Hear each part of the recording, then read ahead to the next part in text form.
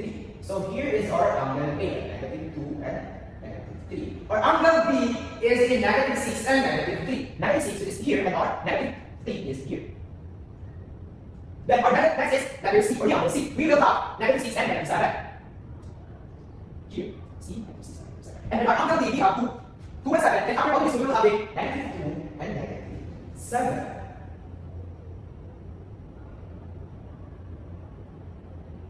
So, I'm just going to encode this.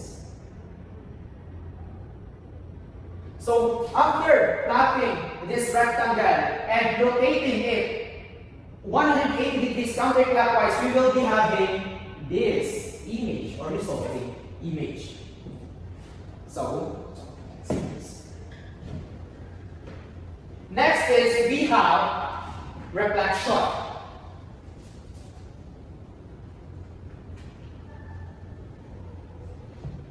Next is we have reflection. We flip a figure across a line called the line reflection, which is, in this case, this is our line reflection, the x-axis. This creates a mirror image that keeps the original size and shape of the figure. So we just reflect this free image. So we have this resulting image or the image. We don't need to change the original size and the shape when reflecting a figure. We just reflect it to the other side. So we will be having a new example about reflection. But before that, we need to be familiarized with this rule. When we ask to reflect a figure over the x-axis with the original coordinates of x and y, we will be having these new coordinates. When over the x-axis, we have x negative y, or we just need to multiply y by the sign negative. If we are asked to reflect the figure over y-axis, we will be having the new coordinate at negative x and y. But what if we will be asked to reflect the figure over the line y equals x? We will be having the new coordinates of y, x.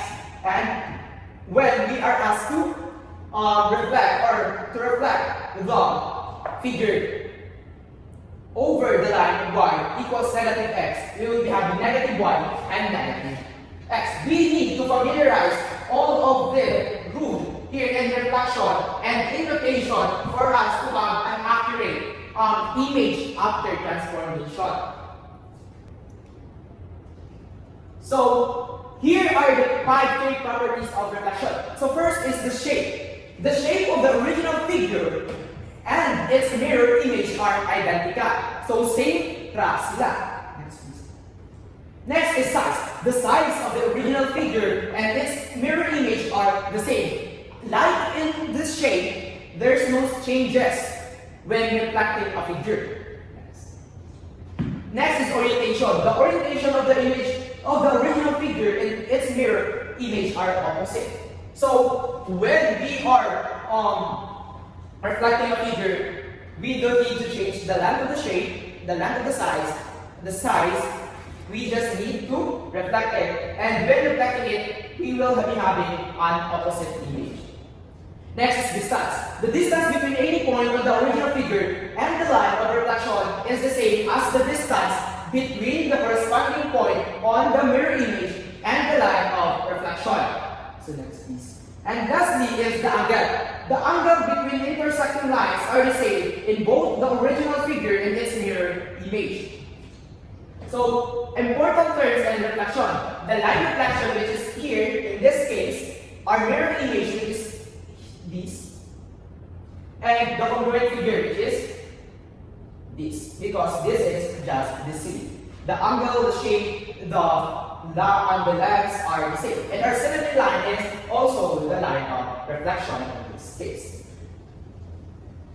So let's have examples. So consider our rectangle with the following vertices. A is at 2 and 1, B is at 4 and 1, and C is at 4 and 3, and our D is at negative 2 and 3. If we reflect it across the y-axis, the new coordinates will be. So in this case, we ask to find the new coordinates after reflecting this vertices or this figure across the y-axis. So, when reflecting a figure across the y-axis, we will be having over the y-axis. So, when we have the coordinate x and y, we will be having negative x and y. So, let's plot all of the vertices. At A is at negative 2 and 1. At RB is then 4 and 1. Oh, exactly. RA is at 2 and 1. RB is at 2, 4 and 1. RC is at 4 and 3. 4 and 3. And RD is at negative 2. No, RD is then positive 2, positive 2 and 3. Because when we have D here, we can read the right level. So we have 2 and 3 here. 2 and 3. So we need to connect all these dots. So this is our image. So what we ask, what is the new coordinates after reflecting it across the y-axis? After reflecting it across the y-axis, across here. So we will be having our image in this side. So our coordinates is A. Our coordinates is at A, 2 and 1, and our rule, when we will be reflecting across or all over the y-axis, we will be having negative x, positive 1. So here, we just need to multiply it by negative. So we have our A is negative 2 and 1. Because we just need to multiply negative at our x value. And our B is negative 4. Negative times 4 is negative 4 and 1. Our C is in 4 and 3. When we multiply negative at the value of x, we will be having negative 4 and 3. So at our angle D, we have 2 and 3. So when we multiply positive 2 to negative sign, we will be having negative 2 and 3. So after that, we need to plot all this coordinates. So our D is in negative 2 and 1. Or A is in negative 2. Or B is in negative 4 and 1. Or C is in negative 4 and 3. Or D is in negative 2. So after reflecting this pre-image, you will have this image. You will be having this image. So, when rotating or when reflecting a figure over the y-axis, we just need to follow this rule, negative x and y. In this case, we have this, our congruent image, which is equal. We just rotate it opposite lang ang side. Then our line of symmetry is here, and also direction line.